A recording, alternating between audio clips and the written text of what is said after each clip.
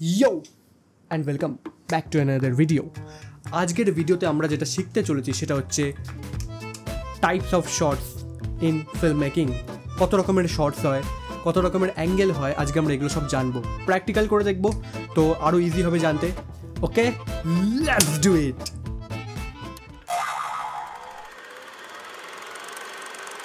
একদম প্রথমে যে শর্টটার ব্যাপারে আমরা কথা বলবো সেটা হচ্ছে এক্সট্রিম ওয়াইড শট বা এস্টাবলিশ শট। এটা কোনো সিনের শুরুতেই হতে পারে এই শটটা, বা কোনো লোকেশনকে যদি ইস্টাবলিশ করতে হয় তখন এই শটটা ইউজ হয়। অনেক সময় দেখেছো অনেক সিনেমাতে একদম শুরুতে একটা বাড়ির শট বা অনেকগুলো গাড়ি ঢুকছে, এটার একটা শট। এই শটগুলোকে বলা হয় এস্টাবলিশ শট বা extreme wide shot. Wide shot, এই শটটা কেন ইউজ করা হয়? বেসিক্যালি একটা সাবজেক্ট বা একটা অবজেক্টের আশেপাশে কি হচ্ছে সেটা দেখানোর জন্য। ফর এক্সাম্পল একজন পার্সন দাঁড়িয়ে আছে কোথাও একটা, হ্যাঁ, তাকে পুরোটা ফ্রেমে নেওয়া প্লাস তার আশেপাশের এনভায়রনমেন্টটাকেও ফ্রেমে নেওয়া, এটাই হচ্ছে কাজ ওয়াইড শটের। নেক্সট শট হচ্ছে এমএস, মাইক্রোসফট নয়, মিড শট বা মিডিয়াম শট। এই শটটা কেন ইউজ করা হয়? একটা অ্যাক্টারের বডি ল্যাঙ্গুয়েজ, এক্সপ্রেশনস, এগুলোকে নোটিস করানোর জন্যে। তারপরের শট হচ্ছে এমসিইউ, মার্ভেল সিনেম্যাটিক ইউনিভার্স নয়। এমসিইউ মানে হচ্ছে এখানে mid close up. Mid close up শটটা কেন ইউজ করা হয়?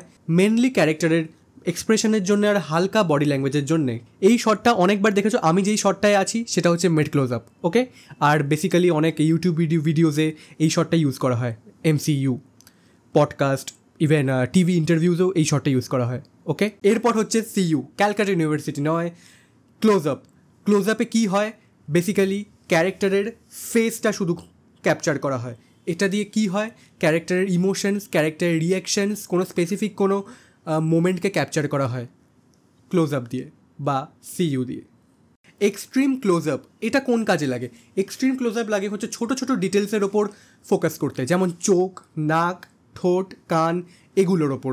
শর্টটা বেসিক্যালি পার্টিকুলার কোনো সাবজেক্টের পোর্শানে ফোকাস করে, যেমন চোখ হলো, নাক হলো, জাস্ট এতটাই দেখতে পারবে তোমরা, বা ঠোঁট এতটাই দেখতে পারবে, যেটা দেখাতে চায় ডিরেক্টর সেটা। এটাই কাজ হচ্ছে এক্সট্রিম ক্লোজ আপের।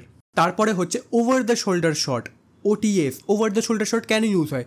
বেসিক্যালি ধরো কোনো দুটো ক্যারেক্টার কনভারসেশন করছে, সেই দুটো ক্যারেক্টারের মধ্যে কনভারসেশনের জন্য এই শটটা ইউজ করা হয়। এই শটটা ক্যামেরা পেছনে থাকে, এই জায়গাটাও নিতে পারে, এই জায়গাটাও নিতে পারে। ওভার দ্য শোল্ডার বেসিক্যালি কীভাবে নেওয়া হয়? ক্যারেক্টারটা এক জায়গায় স্টিল থাকবে, ক্যারেক্টারের পেছনে বেসিক্যালি শটটাকে নেওয়া হবে, আর কোনো অন্য ব্যক্তির ওপর ফোকাস করা হবে, বা কোনো ক্যারেক্টার একটা কিছু চোখের সামনে দেখছে, ওটার ওপর ফোকাস করা হবে। বেসিক্যালি ক্যারেক্টারের পয়েন্ট অফ ভিউ এটা, যে ক্যারেক্টার ওটা দেখছে, দ্যাটস ওয়াই এই শটটার নাম over the shoulder shot. Next shot over the শোল্ডারের সাথে একটু রিলেটেড, সেটা হচ্ছে পয়েন্ট অফ ভিউ শট বা POV shot. POV shot basically কেন নেওয়া হয়? কোনো ক্যারেক্টারের চোখ দিয়ে হচ্ছে আমরা গল্পটা দেখতে পাচ্ছি, কী কী ইনসিডেন্ট ঘটছে ওটা আমরা ক্যারেক্টারের চোখ দিয়ে দেখতে পাচ্ছি। একটা এক্সাম্পল দিচ্ছি, পেছনে যেই কামলা গেম প্লেটা চলছে, এখানে আমরা একটা তান্ত্রিক হয়েছি, আমরা তান্ত্রিকের থ্রু দিয়ে পুরো গেমটাকে খেলছি। হ্যাঁ, এখানে বেসিক্যালি ক্যামেরাটা এখানে ফিক্স থাকে বা চেস্টে মাউন্ট করা থাকে, আমরা আমাদের হাত পা দেখতে পারি। ওকে, এই গেমটাতেও তাই হয়েছে, বোঝা গেল? নেক্সট হচ্ছে ওভার দ্য হেড শট বা বার্ড আই ভিউ। এই শটগুলোর কাজ কী? বেসিক্যালি এখানে একদম ক্যামেরাটা টপে থাকে আর সাবজেক্টকে ফোকাস করে। এই শটটা কেন ইউজ করা হয়? বেসিক্যালি একটা ড্রামাটিক মোমেন্টের জন্য এগুলোকে ইউজ করা হয়। আমি একটা এক্সাম্পল দিচ্ছি, অ্যানিম্যালের ইন্টারভেল পয়েন্টে যখন রণবীর কাপুর অতগুলো জনকে মেরে লাস্টে রক্তাক্ত অবস্থায় মাটিতে পড়ে থাকে, একদম টপ লেভেলে ক্যামেরাটা থাকে আর আস্তে আস্তে ক্যামেরাটা নিচে আসতে থাকে। ওকে, মানে বেসিক্যালি ওখানে পুরো একটা অ্যাকশন সিন শেষ হওয়ার পর একটা মোমেন্টকে ক্যাপচার করছে, একটা ইমোশনকে ক্যাপচার করছে, যে ফাইনালি শেষ এবার অ্যাকশনটা এখানে। ওকে, এটা একটা বাংলা সিনেমাতেও হয়েছে, সেটা হচ্ছে বাঘাযতীনে যখন দেব বাঘটাকে মারে, লাস্টে বাঘটা দেবের গায়ে পড়ে থাকে আর শট ওপর থেকে ক্যামেরাটা এসে নিচে আস্তে আস্তে আসতে থাকে। এটা কি হলো? একটা অনেক বড় অ্যাকশন সিন থেকে মানে ক্যারেক্টারটা রিলিফ পেলো। এটাই একদম বেসিক পারপাস এই শটটার। তারপর high angle shot. High angle shot কোথায় থেকে ক্যামেরাটা মাউন্ট? এখান থেকে একটু মানে ওপরে থাকে সাবজেক্টের ওপরে, তারপর এখান থেকে ক্যাপচার করে। বেসিক্যালি এই শটটা কেন ইউজ করা হয়?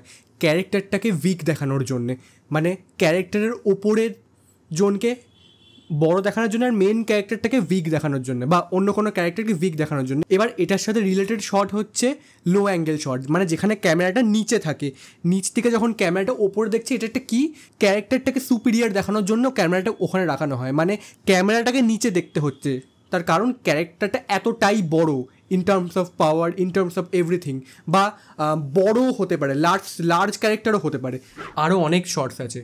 এবার একটা ভিডিওতে এতগুলো শর্টস বোঝানো আমার পক্ষে অতটা সম্ভব নয়, তো আমি বাকিটা নেক্সট পার্টে বোঝাবো আর প্র্যাকটিক্যাল করেও দেখাবো। হ্যাঁ, এবার কিছু কিছু জায়গায় প্র্যাকটিক্যাল অনেক জায়গায় মিস গেছে, ওটা আমি নেক্সট পার্টে কভার করে নেবো। ওকে, আশা করছি তোমরা বুঝেছো যতটা বুঝিয়েছি। ঠিক আছে, চলো টাটা।